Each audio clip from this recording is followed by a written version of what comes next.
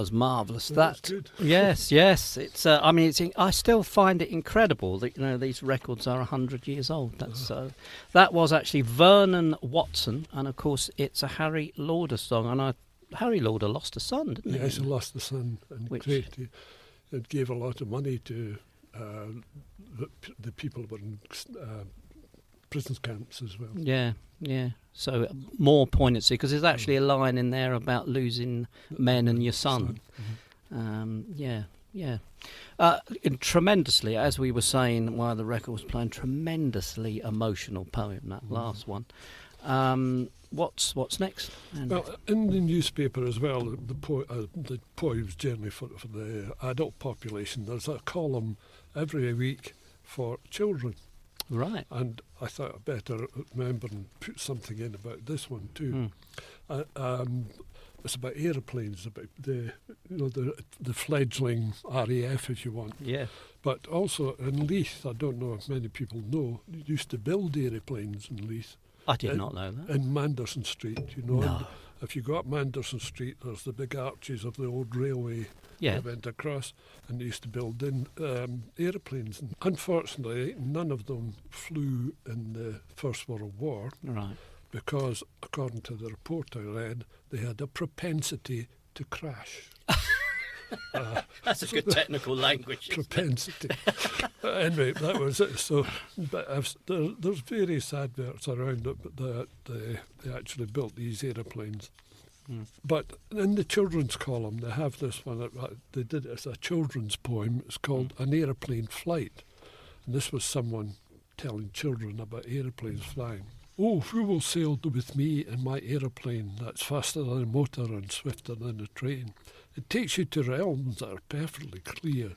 With me and my plane, you have nothing to fear. Wasn't obviously a Leith one. You will come, did you say? Right you are, where we start. We are off with a buzz and a whir and a dart, into space, passing chimneys and trees on the way, to land where the sun's shining brightly all day. We will take a good look at the moon and the stars. When we're once again past the clouds, we might try and find Mars. In my aeroplane flying is a ripping, you say. Now it's time to go back to the earth straight away. If we drop with a rush, never fear, hold on tight. We'll reach Mother's Earth in a minute, all right. What a bump, Master Tom. Did you fall out of bed? I fell out of my aeroplane and nurse on my head. Poor Tom, you've been dreaming. What nonsense you talk. For it's time to get up and go out for a walk. For a walk, nurse, I'm off on an aeroplane flight. You won't let me? I'll go for another tonight. And that was a children's poem. See, that sounds very nice, flying. It's quite jovial, I think, and trying to say they could do it. In fact, if you go around, you go into Warriston Cemetery, the main entrance, you walk up the track, it goes up straight ahead of you. The first headstone is to commemorate a young lad who went on a flight and crashed and died. Oh, for goodness sake. It's quite emotive, that one, when you go in. Yeah. The first one you see. But as well as the Army and the fledgling Air Force, there was also the Naval. Of course. Which we had at very much so in Leith. Yes. Over 100 ships had Leith men on it that were sunk. Over 100. Some of them, some of the battles they had, all the fleet was actually moored up the River Forth off Port Edgar, a lot of them anyway, and others up at Scapa Flow. Yeah. So the major battle in the North Sea, troops came down into the North Sea and chased the Germans away.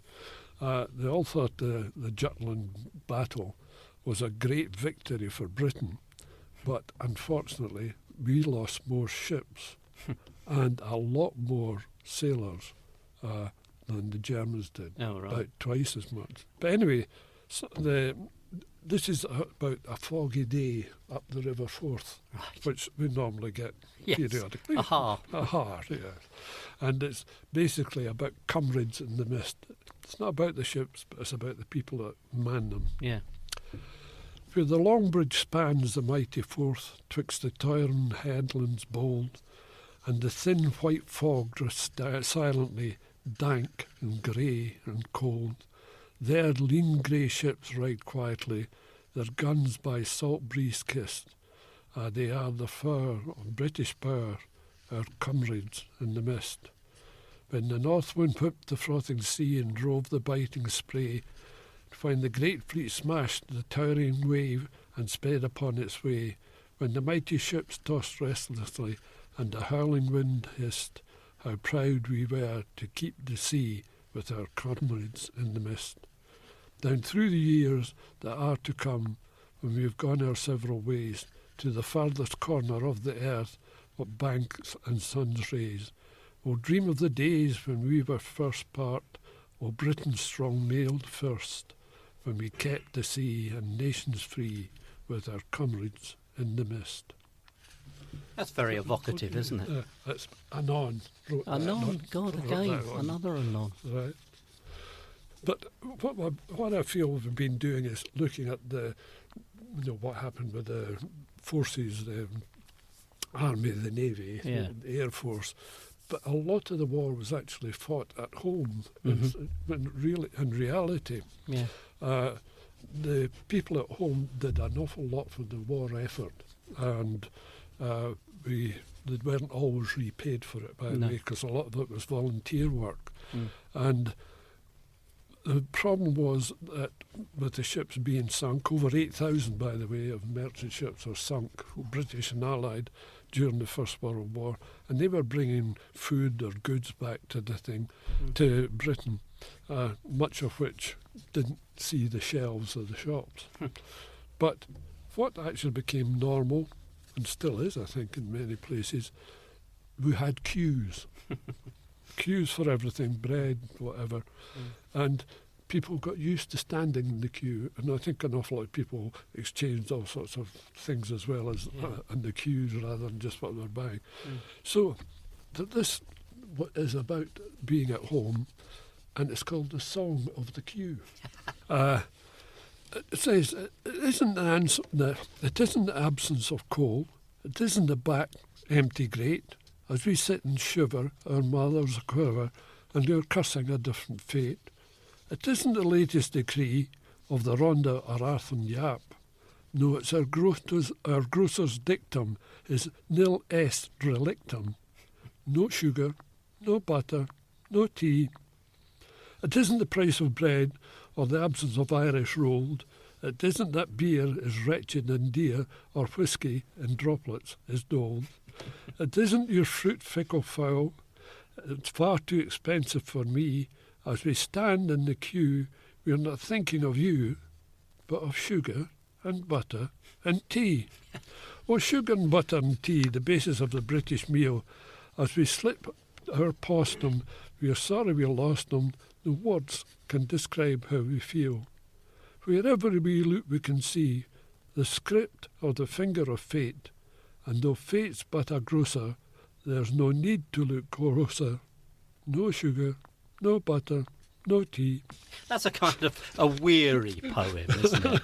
And I suppose people forget about the rationing of the First World War, don't they? And the second too. Yeah, that's brilliant. But a lot of the... Sorry. That's cute, sorry. I know you're fine. A lot of the work done at home was done voluntary, and people volunteered for all sorts of tasks. And one of them, which I was quite amazed about, is actually the use of sphagnum moss during the First World War. Yeah. I've used it myself for the same purposes, for patching up cuts and people who've fallen in the mountains.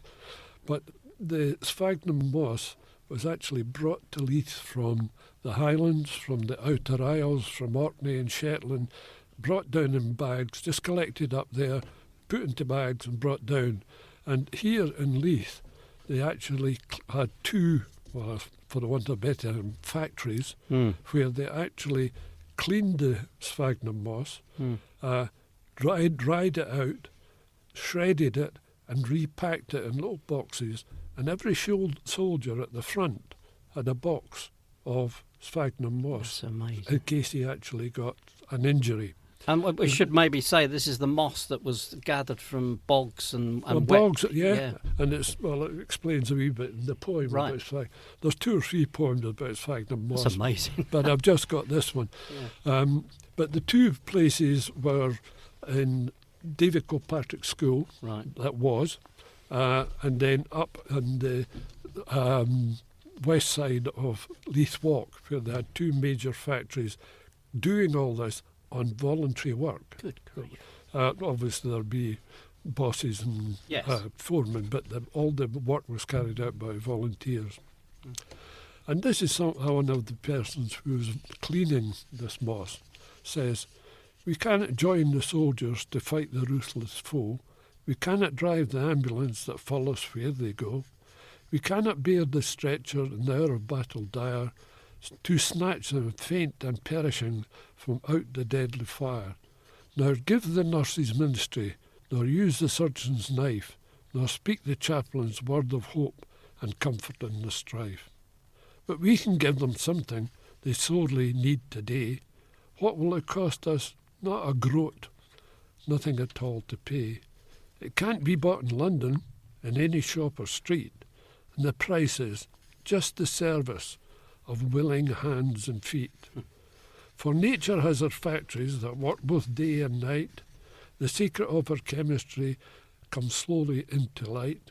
And nature has a storehouse among her quiet hills. Here lies the hidden treasure that cures our Scottish soldiers' ills.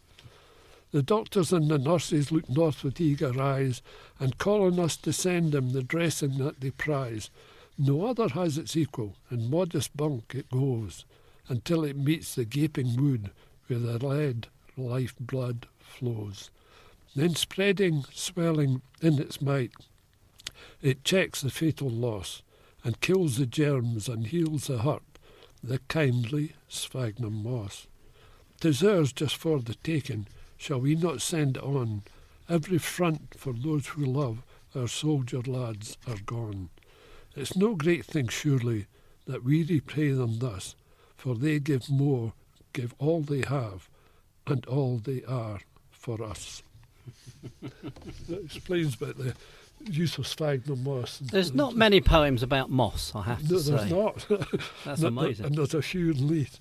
And that was that was a person with AMS, whoever AMS. So again, anonymous, in effect. Anonymous, yes. They were all published like that. Yeah. And it went on. So they were doing that. They were knitting balaclavas and gloves and socks and goodness knows what. And one of the things that I'm amazed at about the First World War is they kept very good records. All right. In fact, as far as the socks and things are concerned, I could almost tell you how many were made in whichever area and the total number that were made then.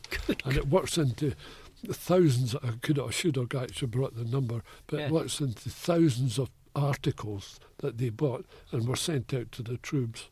Though in one case, again an amusement one, is a box of balaclavas was sent out to the troops in Egypt. Now, it might have kept the flies off them, I don't know. But that was misplaced. Oh, how helpful. Yeah, but they actually, that was one of the other things. There was all sorts of other, and Leith too was famed for its generosity, and I'll say that whenever there was an appeal for funds or for money or for help or whatever it is, they gave up what they could. And generally, whatever they gave was always more than that place up the Leith Walk. The tune. Up the tune, yeah. And it really annoyed them. So, and even better than Glasgow. But one of the things that because of the lack of food, the town council started looking at the parcels of land they had round, that they owned round the town that were lying empty. And they decided maybe we should give them over to allotments. And when they did actually a lot of create allotments, some of which are still today in use. Really? And so they gave them, and you got an allotment by lottery basically, because so many people applied for them. So when people got the allotments, I don't know if you've had one yourself, I but have, you always yeah. think what seed you're going to use and blah, Yeah. blah, like the things you use for it. Mm. So this was a poem, but not a poem, because Right. it doesn't rhyme. So It's modern. It's that's modern. a modern poem.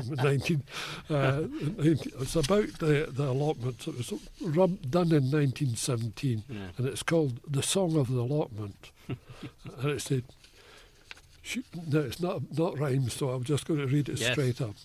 Should you ask me whence these stories, whence these tales that make us open wide our mouths and pause and wonder, whence these people who aforetime spent much of their leisure at the pictures, or just killing time in golf links, why they now, from business hurry and through the main streets of the city, all unwrapped, bear fork and dribble, why the new-fledged real discern the east wind, the north wind, or the south wind, and in the bus or on the train in office confidently talk of superphosphates, humus, germination, fertiliser, and such jargon. I would tell you I would answer, these are folk one short summer past knew nothing of a garden, whether onions came on bushes or boot trees grew ladies' slippers. Should potatoes be thrown or broadcast, like that picture of the sower? Now they have taken an allotment and with confidence, unbounded, freely talk of King Edwards, Iron Chiefs, Golden Wonders, yard-long parsnips, monster radish, and the pet theme of these zealots is a highly talked-of beetroot that will supersede sugar, robbing Rupert, so I'd say, of that griping pain of boyhood, till the submarine no longer menaces the kitchen cupboard. Gentle reader, think not of hardship, of those going by dreams of produce far beyond the illustrations in free catalogues, while neighbours come along and humbly craved his secrets. Think with pity of the tired muscles, aching back, hands rough as navvies, with enthusiasm chastened, found new depths in that term spade work, through the hail and snow over a irate spring. Now he waits the sun's good office, and while waiting, tats the passbook, and one-page heads outlay, spade, fort, rate, dudge hoe, rent, the seeds, glass, timber, nitrate, potash, lime, and bone meal. Is it worth it? If I hadn't... Patience, man, restrain the profane words, till the melodies of autumn shows it's time to strike a balance in that now neglected ledger on the quires you've left for income at the place reserved for profit. Write it large so you'll remember gardening isn't quite so easy as I fondly thought last winter, but in the classic work of Shakespeare you just stick it and remember there's no teacher like experience. There's some lovely lines in there, Oh, actually. it is. The And melody of autumn, he yeah, says. That's fantastic, plastic, isn't it? Yeah. Yes. That was by an F.L. Wright, whoever he is. I don't know. As again, one of the Leith poets. Well, yes. But this will be a whole new genre, the Leith poets, yeah. won't it? Oh, yeah. And I've got lots of them. I mean, as I say, there's about 250. Yeah. So, but anyway, that's part of the home front. But one of the things that happened during the war, if you have friends, relatives, whatever, out in the front, you're always wondering how they were going. Now, I don't know if you've seen it, but they used to have the postcards that they have a number of sentences, and you tick the sentence and then sent that off, so they wouldn't be breaking any controls they had. Yeah. And one of the sentences is, I am well. So, and the post was very good. You could put it in the post in the front, and the next day it was delivered here. Really? It was really that quick. It was great. And this one, I am well. Right. And it's a poem about these three words. This is a sentence of three words whose power no tongue can tell. To cheer our anxious hearts at home, these three words, I am well. When our old eyes in the paper scan the battle news at the front, we breathe a fervent prayer for those who with our bairns bear the brunt. We hope and pray for victory, to do our bit we try. Our hearts are faint with anxious fear when we hear the postman's cry. Our neighbour runs to neighbour, the gladsome news to tell. I've got a postcard from the front, and on it I am well. More precious far than banker's note, and writing far more grand, is our address in dear old Leith, penned by our loved one's hand. God grant our postcards from the front, whatever else they tell, no blot or stroke be upon these 3 words, I am well. When days are dark and faith is weak, O God, be thou our help and stay, no dear one near to share our grief, as in the days now far away. We pray and hope when victory's won, and they come home to dwell, our ears will hear those words of cheer, thank God I am well. That's again anonymous. Good Lord. Well, I think we'll have a wee break there. Again, we're talking about a very, very old record, again, contemporary of the First World War. This is the 93rd Farewell to Edinburgh. Again, it's on the Winner record label. It really is quite emotive again.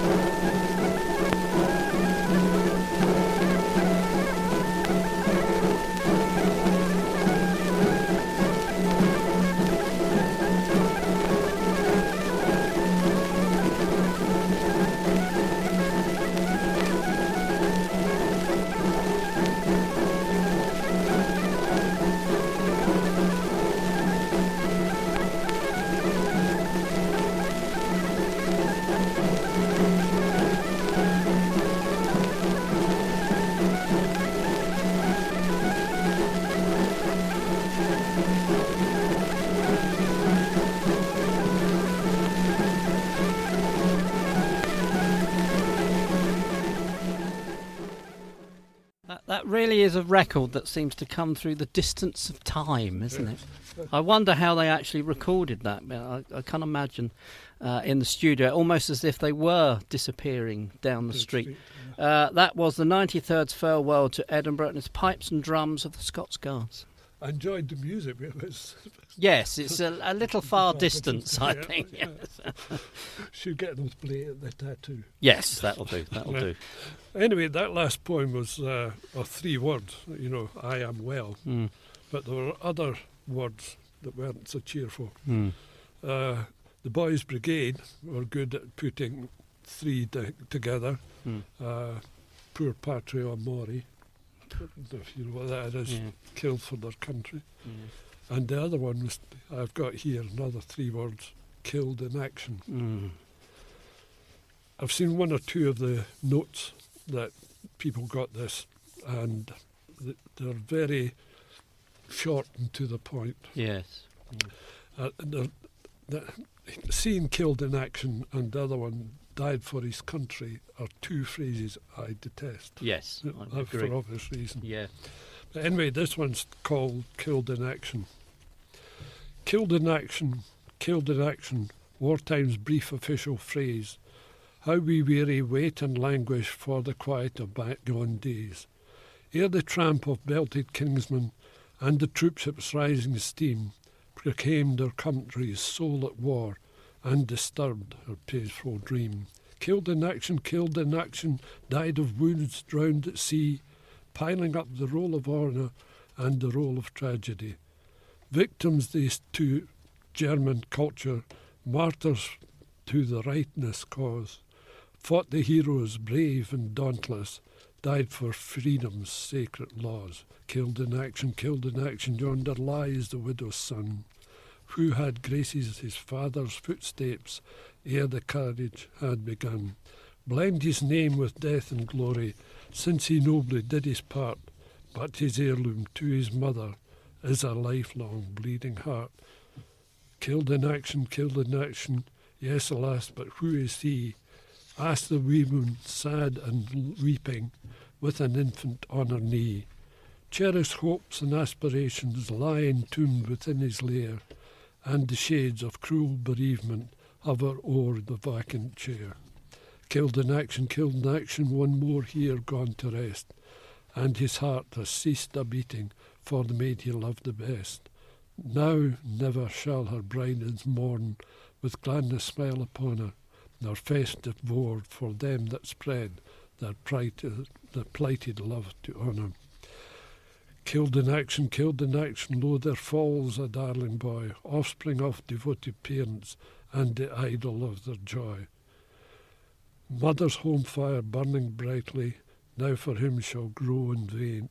Lo, he lies mid wreck and ruin, amongst the many that are slain. Killed in action, he came a foreign strand, gave his youthful life a ransom, and the dear old motherland. Golden prayer, greyed no longer, to his sickle blade shall yield. Death, the Lord's appointed reader, hath his fate and fortune sealed. The power of that is that repeating, isn't it? Killed in action. Masterly piece of poetry. Just before you begin, I should remind people you're listening to Thelma FM. We are the broadcasting arm of the Living Memory Association. And this hour and a half, we are talking to Andrew Grant and this fantastic collection, just a selection, actually, from the many poems he's collected to do with Leith and the First World War. What's up next, Andrew? I'm just following on from that Killed in Action. What I found was the number of poems increased during 1916 and started to fall off in 17 and 18 and 19. Right. But the one thing that did increase all the time were in memoriam columns in the Leith Observer. Right. Very emotive again, but I've chosen two, just to give you an example of what parents or whoever were writing about them. And this is about Private James White, who was a Royal Scot, who was killed in action on the 12th of April 1917.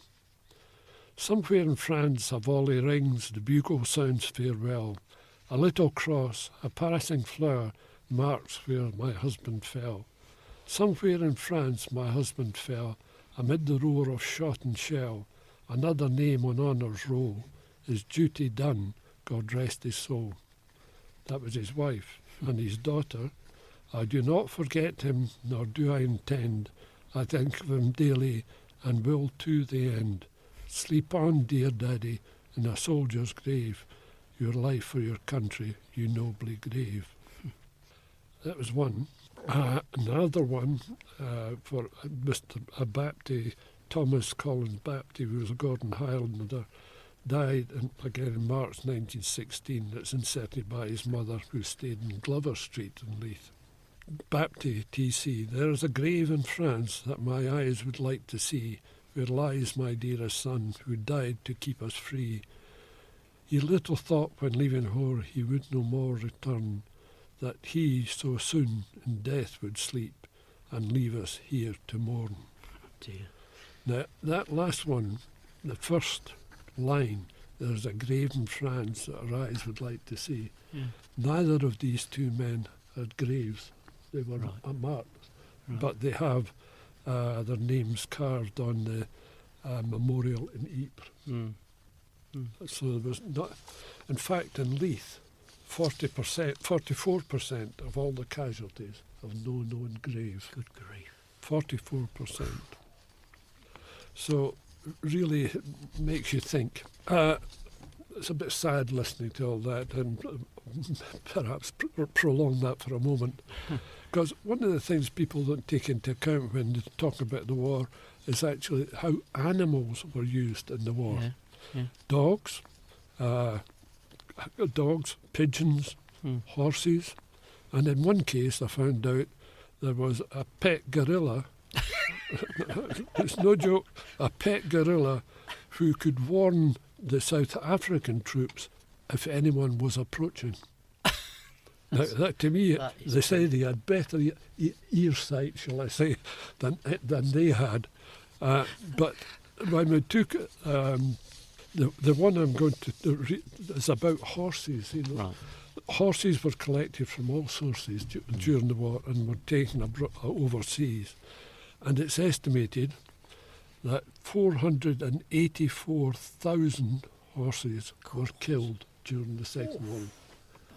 One horse for every 2 human casualties. Good grief.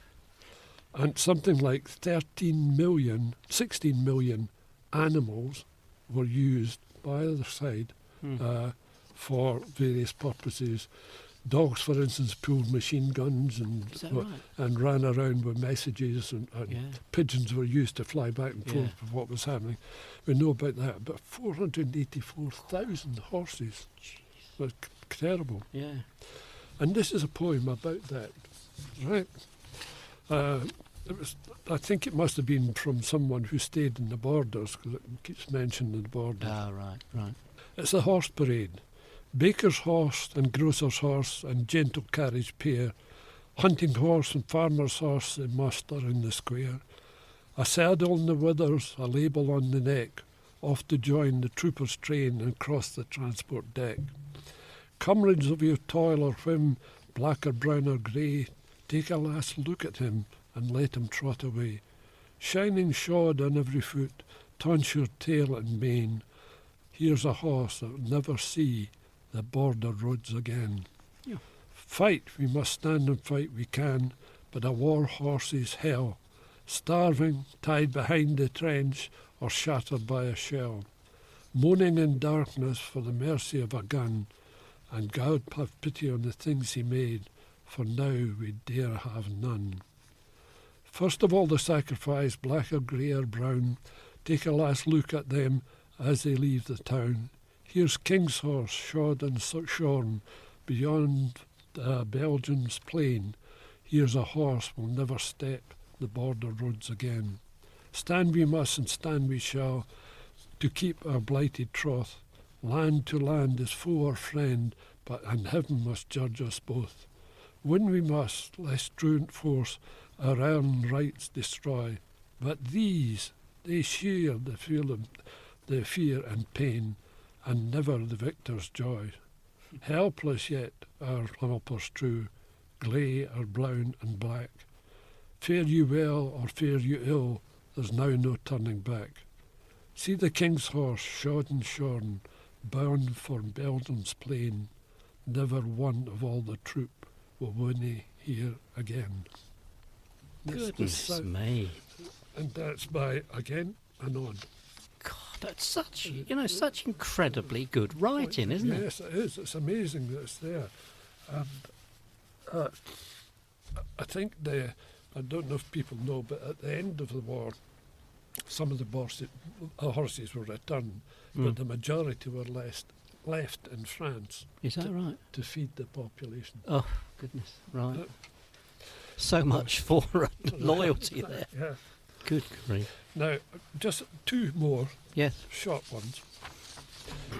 When the war was over and all the troops came home, something like 40,000 POWs returned through Leith. 40,000, which is an incredible number. Yeah.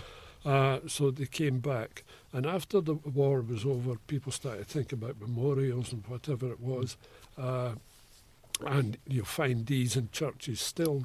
There's quite a number in Leith, and the war memorial for Leith was the children's wing of the hospital. But they decided that at 11 o'clock on the 11th of November, that's when the armistice was signed, that the authorities said that should be a time when we have 2 minutes silence. Now that, when I can remember doing it as a child in school and whatever, and this is a poem about that for the first of these services. Silence falls in the city, its tread and traffic cease, its chaffering and laughter have quavered into peace. The sun shines on the city, its autumn sky is blue, yet men and beasts are silent. The birds are voiceless too. But memories are travelling while these few moments last, and span with magic swiftness the 12-month that is past. To years of raging conflict, when manhood at its best was called to fight and suffer, and shrank not from the test. And now, in peace and safety, the city bows its head, in silence and remembrance of its beloved death. That's good. That was good. its first memoriam. Yeah. Now, just the final one. Yes. You'll be pleased to hear. Not at all, not at all. No, I'm just worried about time. Well, I'll get through this one. It's humorous. I'll take it away. Good, that's good. That's good. Germany and other countries suffered a lot of starvation after the war, and it took a little while for trade to get started again. But it did, and this is a poem from 1920. It appeared about a ship called the Stettin was loading a cargo, 5,000 barrels of herring for Hamburg. This is the first cargo to be exported since the removal of the government restrictions. Now where are the Teutons after all these years in which you fought with might and main to starve us out and thus pay off our ears? Your vilest efforts have been in vain. We still have the upper hand, you will observe, a fact which proves our forecasts must in erring. So adjust to show you we've got food still in reserve. We forward you this cargo of herring. And trust that you will enjoy this little treat, toothsome and redolent to briny, of which throughout the 5 years, I must repeat, your fishing efforts have been tiny. Yet still you seem to be most discerning cuss. By this remark, of course, I'm inferring that though you long ago lost the taste for us, you still have lost our taste for our herring. However, we at all times like to show a broad and bred liberality, regardless of the nation, friend or foe, or venturing on prodigality. This may explain perhaps what's in your minds when threats of shortage ought to be deterring. We still must throw discretion to the winds and forward you these barrels of salt herring. That's a good note to end on. Yeah. Andrew, thank you so much for that. That was a wonderful selection, highly emotive at times, and a real revelation, actually, of the skill of writing. Yeah, it lets you show what actually Leithers were capable of. I'm not saying that in any derogatory way. Sense. There's so much poetry that comes from the heart in these papers. Yeah. And I've got 250 of them. And that was only 18. You will have to come back at another point. Before we go out on our last record, which is The End of the Road, very suitably, I would like to again thank Andrew. I hope you'll come back. Good. If you wish. Definitely. So anyway, thank you very much for listening, and End of the Road, quite literally.